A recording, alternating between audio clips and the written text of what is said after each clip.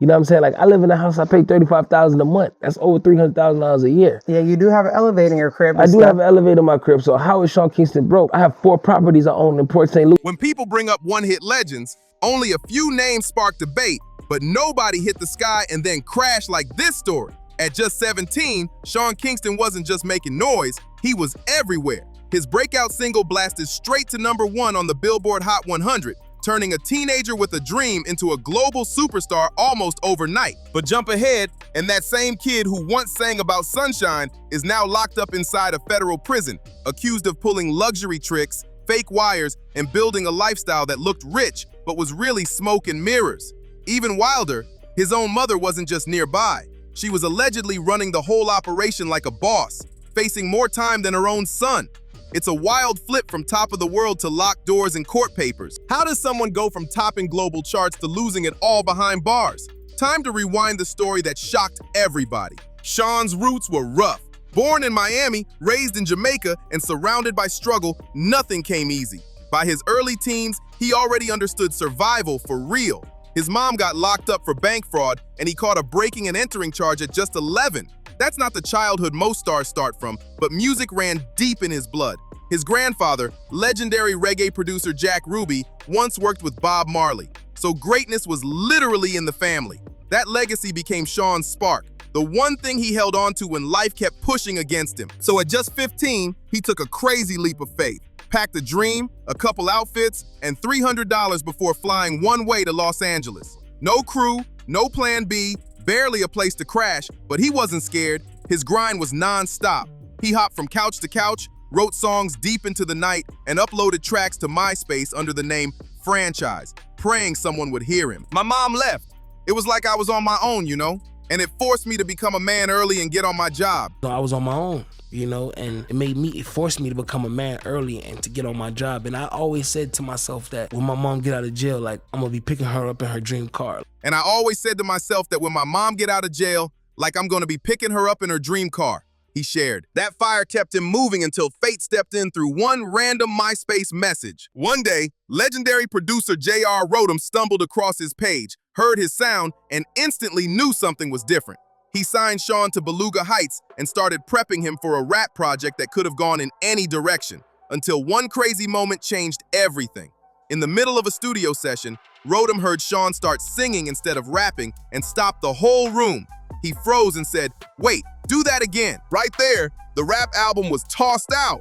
Rodham realized Sean's real magic wasn't bars, it was that melody.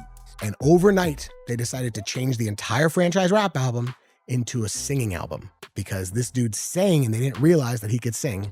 And they changed Franchise's name to Sean Kingston. The smooth tone, that tropical rhythm that you can't fake. That moment changed his life forever. From that decision came one of the biggest hits of the decade. Overnight, they transformed the planned rap album into a singing album because this dude wasn't just rhyming, he could really sing. They dropped the name Franchise and rebirthed him as Sean Kingston. Then in 2007, Beautiful Girls dropped, and the timing couldn't have been better. Billboard had just started counting digital downloads, giving Sean a rocket straight to the top. The track entered at number 83, but exploded to #1 fast, staying there for 4 straight weeks. He even pushed Hey There Delilah out the way and sat above stars like Timbaland, Fergie, and Rihanna. His debut album went gold, landing at number 6 on the Billboard 200, with tracks like Take You There and Me Love sealing his global takeover. By the end of 2007, Sean Kingston was living every teenager's dream. He toured with Gwen Stefani and Beyonce, performed with Chris Brown and Soulja Boy at Madison Square Garden, and his checks looked unreal. He had the world shouting his name, bright lights everywhere, and luxury sitting right in his hands. Different situations as far as your jewelry, right? That, like, of course, all the jewelers seem to always be coming after you with lawsuits and things like that. Like, why is it that they keep on coming after you? Always some tricky stuff to it. Like, what is going on with that? I have paperwork with every jeweler that I ever did business with. When I go to a jeweler, I say, okay, I want this, I want that, I want that, I want that. Yeah. And they'll say, okay, hey, 350,000. My bad, it'll come to more than 350. It'll come to like 3-something, like 380. I'll give them 350. And they'll say, you have a balance, so the rest of the 30,000, you're gonna do in payments. If I'm late on one payment, it's not I'm late on the payment because I don't have the money to pay you. I'm late on the payment because my mom handles my business and she's all over the place doing a million things at once because I don't have a business manager. So when I'm late on that payment, it's not like I can't pay for it. No, the money is there. You know what I'm saying? Like I live in a house, I pay $35,000 a month. That's over $300,000 a year. Yeah, you do have an elevator in your crib. I do have an elevator in my crib. So how is Sean Kingston broke? I have 4 properties I own in Port St. Lucie. One in Tampa, 3 in Port St. Lucie, Florida. Like I have money coming in, but it's just that these people are very, very, and no disrespect to jewelers, but they are very, very money hungry, and they only look at clients as a dollar sign, and that's not. But that fast life, the non-stop fame, the pressure to keep shining, all of it would soon crash heavier than anyone expected. Interviewers later asked him about all the diamonds he stayed wearing, why every jeweler kept coming after him with lawsuits and claims. Everywhere Sean went, something about jewelry drama followed him. People wondered what was really going on because it seemed like every other month, another jeweler was coming with paperwork. He brushed it off, saying there were always tricky situations, and acted like it was nothing serious, trying to explain the mess in a cool way. But the pressure around him was already building. Sean tried to explain the jewelry drama, swearing he had paperwork for every dealer he ever worked with. He said whenever he pulled up to a jeweler, he'd point at pieces like, okay, I want this, I want that, I want that, I want that. Then they total everything and tell him it was around $350,000. But really it came out closer to $380,000. He dropped $350,000 on the spot, and they tell him he still owed a balance, usually about $30,000 on payments. He insisted that if a payment was late, it wasn't because he was broke. It was because his mom handled his business, and she was juggling 1,000 things at once since he didn't have a real business manager. He kept saying the money was always there. He bragged that he lived in a house costing $35,000 a month, over $300,000 a year, just on rent. I was going 75 miles per hour. As I got close, jet ski doesn't have any brakes. So as I got close, I tried to slow down because I knew I couldn't make it under because the tide got high. It looked like I could have I could have went under, but as I got close to it, I started noticing that the tide, it was rising up. So I started going 75 miles per hour like that guy. And then I hit the bridge. I hit a bridge and I tore my aorta, which is the tube that connects to your heart. And when someone reminded him he had an elevator in his house, he didn't hesitate to flex it again. His argument was simple. How could Sean Kingston be broke if he had 4 properties in Port St. Lucie, plus another one in Tampa, and more checks coming in? He claimed the problem wasn't him, it was the jewelers. He said they were very, very money hungry and only saw clients as dollar signs, which wasn't right. That's how he tried to flip the story. In 2009, Sean came back swinging with his second album, Tomorrow. It still had heat. The track Fire Burning cracked the charts and stayed on the Hot 100 for 21 weeks, peaking at number 5. For a moment, it looked like he still had the magic, unstoppable again. But the wave faded quick, and soon the spotlight drifted away from him. Sean wasn't powerless though. He played the background. He helped write Jason Derulo's smash What You Say, secretly landing himself another number 1 without even being on the track. Then he scored with Eeny Meeny alongside a young Justin Bieber, another hit that reached number 15 on Billboard. The talent was never the problem, but keeping fame alive is a different sport, and Sean was running low on stamina. Then everything flipped in 2011. Sean's life changed instantly when he crashed a jet ski in Miami. The accident nearly took him out. His aorta tore, ribs shattered, jaw broken. He needed 2 heart surgeries just to survive. Doctors didn't think he'd make it through the night.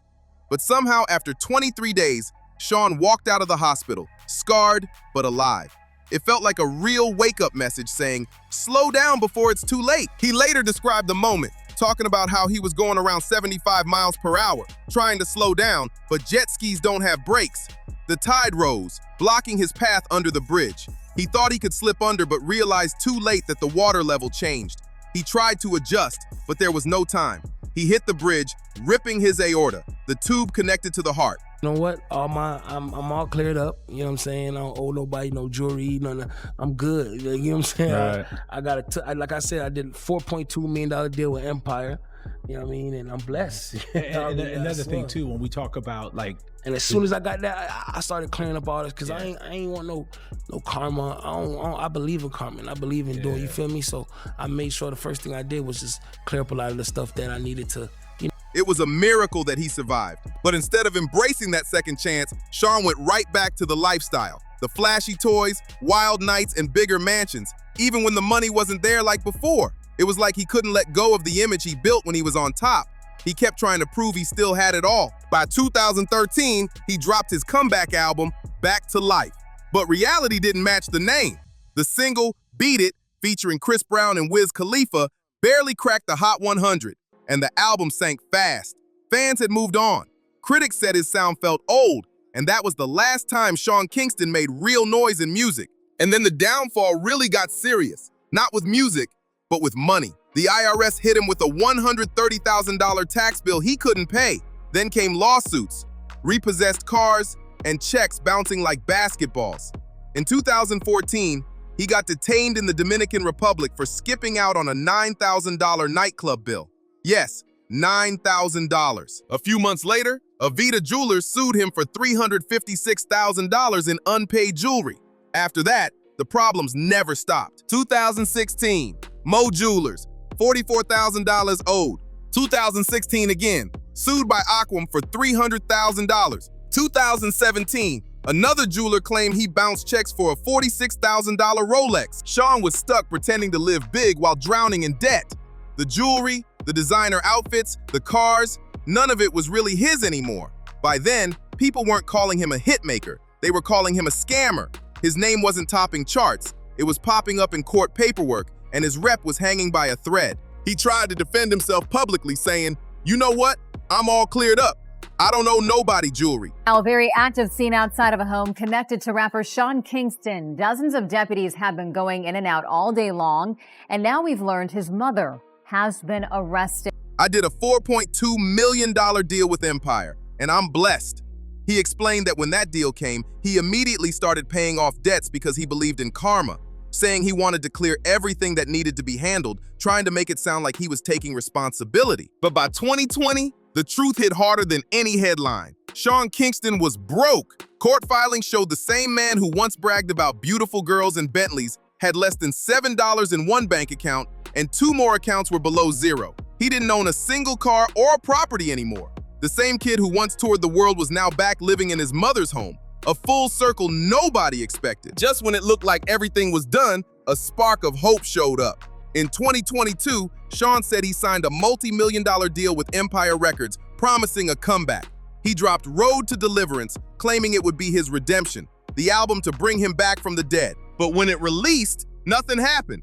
The numbers were weak, fans barely noticed, and the label quietly backed away. No big revival, no hit single. Nothing moved. The deliverance he promised never arrived. And that's when the story took another dark turn. Again, between April 2023 and March 2024, investigators say Sean and his mother, Janice Turner, switched fully into scamming mode. Reports say they slid into business Instagram DMs, pretending to be major celebrities to lock in fake collabs and brand deals. They would hype up companies with promises of exposure in exchange for designer goods, jewelry, high-end electronics, all the flashy stuff. But as soon as the items arrived, the payments never came. They allegedly dropped fake wire receipts and forged bank papers so clean they almost passed inspection. And the second anyone got suspicious, Sean and his mom disappeared. Ghost mode activated. Soon, news cameras were outside a home tied to Sean Kingston, watching deputies going in and out non-stop. Then word broke. His own mother had been arrested. That was just the beginning. One of the first major losses in Sean's 2024 collapse hit Ver Entertainment, a luxury audio company that installed a massive 232-inch home theater inside his Florida mansion. Sean told the crew it was for an upcoming Justin Bieber music video and swore it would be seen by millions.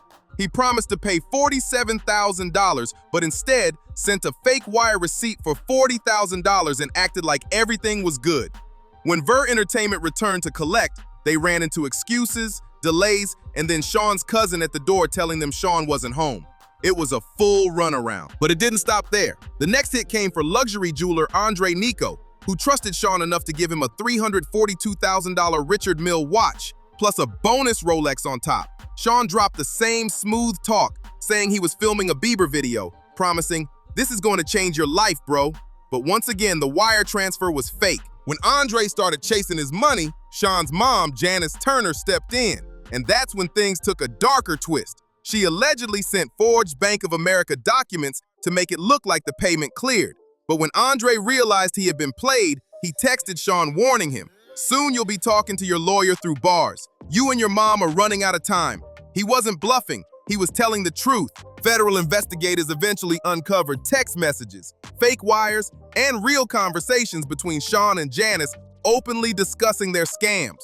One message from Janice asked her son, "Can you do this Bank of America receipt for $285,000 so they leave me alone?" That line alone made it clear she had experience. Investigators later confirmed she had a past record involving bank fraud. This time, she wasn't just involved, she was coaching it like the mastermind behind the curtain. Eventually, things closed in fast. Federal officers raided Sean's mansion and uncovered hundreds of thousands of dollars in suspected stolen merchandise, designer furniture, luxury electronics, high-priced watches, and more. All the fancy items he flexed online weren't really success. They were allegedly tied to the scam. The ending came exactly how people feared. Sean and his mother were both arrested. Janice Turner received 5 years in prison, while Sean was sentenced to 42 months, just over 3.5 years behind bars. For a man who once made songs about sunshine and paradise, his world turned cold and locked behind steel doors. When U.S. Marshals came to take his mother into custody, Sean broke down. Witnesses say he cried, begging officers to go easy on her, pleading, "Please, she didn't mean it." But it was too late. The same woman who once helped push his dreams was now in the back of a police van, and Sean had to watch his whole world fall apart in real time. His lawyers tried to spin the story, claiming it wasn't fraud, just bad money management and an obsession with jewelry, making it seem like he just loved the flashy lifestyle and things got out of control. But the truth ran way deeper.